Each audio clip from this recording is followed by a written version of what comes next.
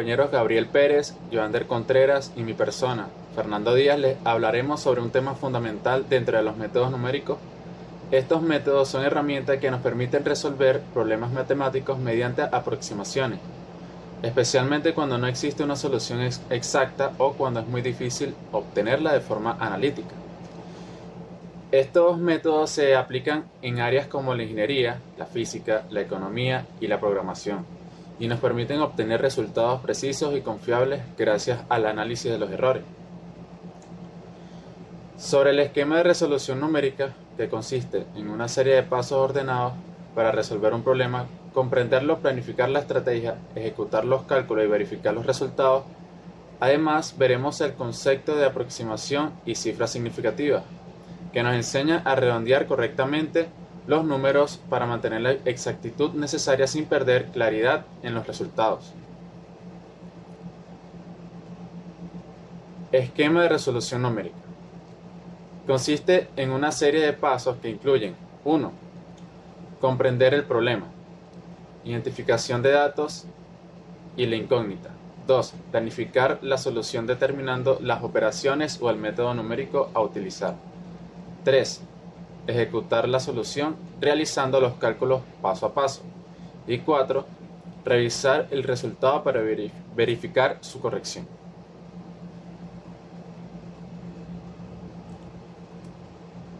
Aproximación y cifra significativa. La aproximación, un valor que se utiliza para representar un valor exacto, siendo necesario cuantificar la diferencia entre ambos. Cifra significativa. Los dígitos de un número que se conocen con certeza y reflejan la precisión del valor. Y aproximaciones numéricas son necesarias para trabajar con números que no pueden ser representados de forma exacta en una computadora. Ejemplo, números irracionales. Los métodos numéricos son una base esencial para el trabajo científico y técnico, ya que combinan el razonamiento lógico con la precisión matemática. Saludos cordiales, mi nombre es Gabriel Pérez. El día de hoy pues voy a exponer, en este caso, mi parte de la exposición en conjunto con mis compañeros, empezando con lo que es la exactitud y la precisión. La exactitud y la precisión son términos que nos permiten matemáticamente e ingenierilmente percibir, analizar y medir la realidad desde un punto de vista matemático, racional, positivista, cuantitativo, ¿no?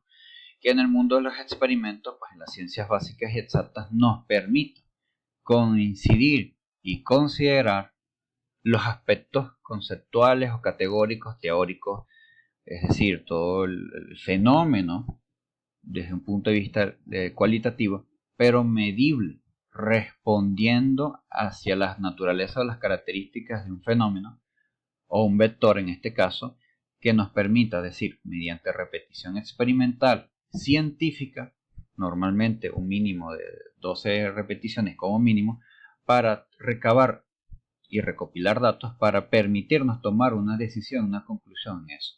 Podemos entender entonces la exactitud como lo que es el valor real que se busca obtener. En este caso, la medición de la estatura de unas personas, normalmente sabemos que es del 1 al 2, no es del 0,5 ni el 5, no, son valores reales, lógicos y trascendentales, tengan sentido. Preciso, precisión, que cuánta cantidad de valores son precisos, son exactos, perdón, que nos permita consistir y contrastar unos con otros y que tengan sentido en sí, mediante la repetición constante y continua. En este caso podemos ver que la consistencia de estos permite evitar a mayor medida una proliferación de los tipos de error, como el error de redondeo, truncamiento y total. Existen otros más. El error de redondeo normalmente es representar números exactos con un número limitado de cifras, ¿no? O sea, la estatura de una persona, 1, 2. Bueno, falta más detallado ahí, como en la industria también es preciso, valores decimales y no tanto nominales ni enteros, sino valores extremadamente precisos. Restringir eso generará los errores de redondeo, así como el de truncamiento, ¿no? Que en este caso permite, o por prácticas externas, simplificar el proceso. estamos usando una fórmula o un experimento y queremos usar una fórmula más simple que nos permita arrojar un resultado más entero y no nos permita ver cómo es el verdadero número. Nada más por simplificar, por evitar más trabajo, que eso genera un error. Y el total, que es la suma de estos más otro tipo de errores, como el total, el verdadero, el analítico, el computacional, etc., ¿no? Error de ambiente, que nos permita obtener la longitud de bondad que tuvo la recopilación de los datos. Tenemos entonces finalmente los tipos de error, que son en este caso finalmente los y las fuentes de los errores, que suele ser analítico, ¿no? O de datos, que son un mal anotado, una mala medición, una mala computación o formulación. Tenemos los errores de redondeo, que son los que se había explicado anteriormente, que surgen a partir de mediciones erradas de datos o de formulación del mismo. Y finalmente tenemos los errores de truncamiento, que resultan en las fallas de adaptación de una fórmula a un entorno dado, generando así este tipo de errores, ¿no? Entonces, podemos entender el contexto en sí según este tipo de cuestiones para las mediciones correspondientes. Muchas gracias. Buenos días, mi nombre es Joan de Contreras y venimos a hacer una exposición sobre lo que son los métodos numéricos y análisis de errores. Eh, por mi parte voy a hablar lo que son errores y métodos de propagación. Propagación de error. En el mundo existe mucha práctica profesional, en la cual suelen usar diferentes mediciones, a cuales sus experimentos suelen tener asociados dos medidas: las medidas múltiples y las medidas únicas. Las múltiples surgen de realizar mediciones repetidas del mismo mensurando para realizar cálculos estadísticos que nos brindan información sobre el método. En fin, las múltiples utilizan métodos de medición exactos como balancines o puede ser un frasco con mediciones exactas. Y las medidas únicas, que son las que nos vamos a enfocar, son aquellas que obtenemos en un solo resultado, producto de las medidas de algunas magnitudes. Ellas se dividen en dos partes: diferentes, directas e indirectas. Las directas son aquellas que el valor de magnitud a medir resulta de la única abstracción entre mesurando e instrumento de calibrada medida por el operador. Y las indirectas, que son aquellas que nos interesan, conseguimos el valor de las magnitudes a determinar a través de las operaciones matemáticas que involucran uno o más valores de magnitud que se indicaron directamente. Ellas son en parte medida que la podemos calcular es con el método de propagación, ya que sabiendo que en cada medida tiene un error asociado absoluto, ¿cómo se puede estimar su valor a una medida indirecta?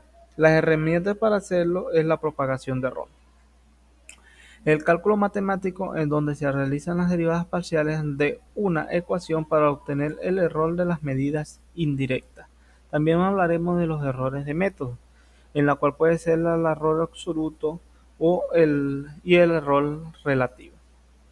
Entonces, ahí es donde nosotros entramos con lo que es la precisión de redondeo, que el error absoluto es la diferencia positiva entre un valor real y un valor estimado, expresada como el valor absoluto de la resta, para que siempre sea un método no negativo.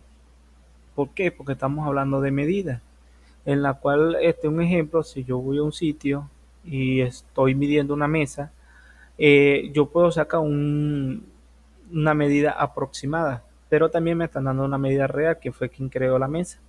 Entonces, si yo resto esos dos, porque la medida real puede ser 2,70 metros y la medida aproximada sea que yo medí 2,78, la resta de los dos puede dar negativo, 0,08, el error absoluto, pero como es un valor absoluto, siempre me va a dar positivo. Y ahí es donde da el error absoluto.